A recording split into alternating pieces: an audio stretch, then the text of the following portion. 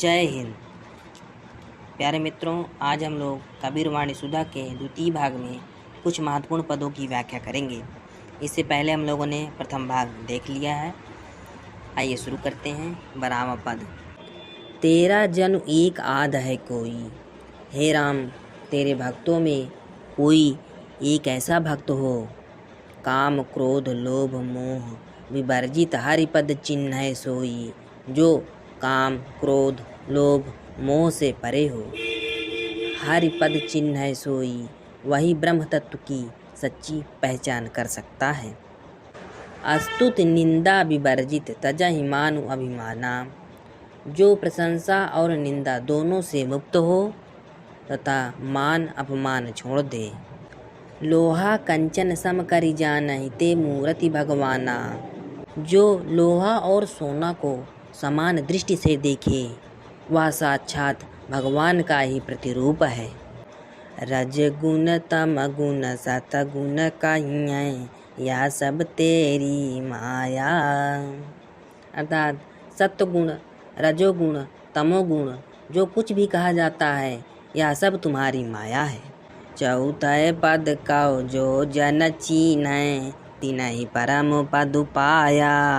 अर्थात चौथी स्थिति को जो भक्त समझता है वही परम पद पाता है। चौथी स्थिति से तात्पर्य यहाँ पर निस्त्रय गुणावस्था अर्थात वृद्धावस्था से है। चिंता तव माधव चिंतामणि हरिपद रमय उदासा। अर्थात यदि चिंतन करें तो माधव रूप चिंतामणि का चिंतन करें, जो समस्त चिंताओं से मुक्ति दिलाने वाला है।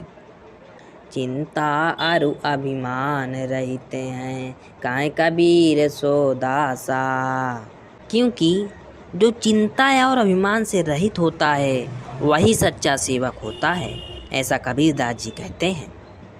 मित्रों, अब हम लोग 44वां पद की व्याख्या देखेंगे।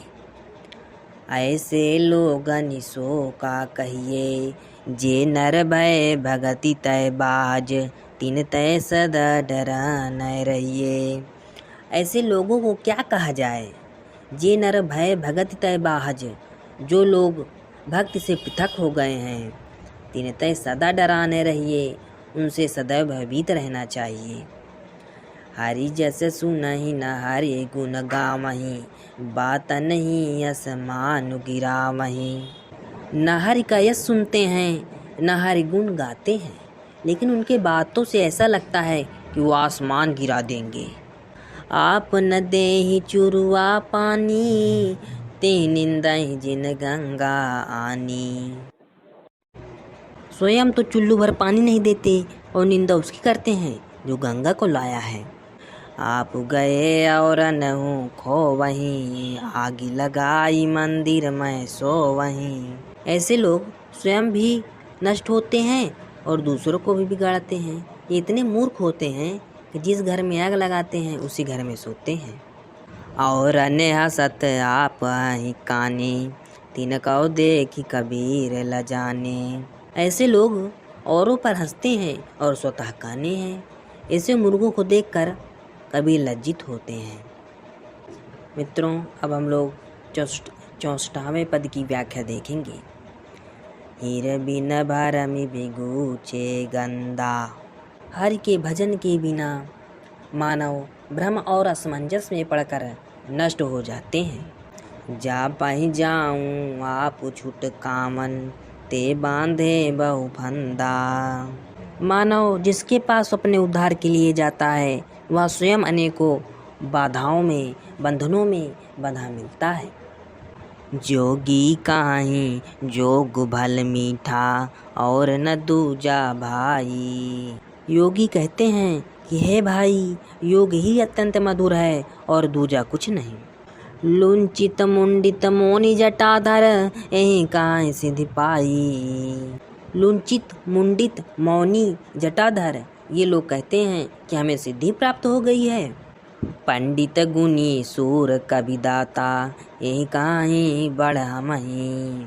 पंडित जानकार सूरवीर कवि और दाता ये लोग कहते हैं कि हम ही सबसे बड़े हैं। जाते उपजे ताहि बिलाने, हरिपद बिसरा जबहीं। लेकिन हरि भक्ति में रमते ही इनके भ्रम और असमंजस जैसे ही उपजते हैं वैसे ही नष्ट हो जाते हैं। तजिबा में दाहि नय बिकारा, हरिपद दृढ़ कर गहिए।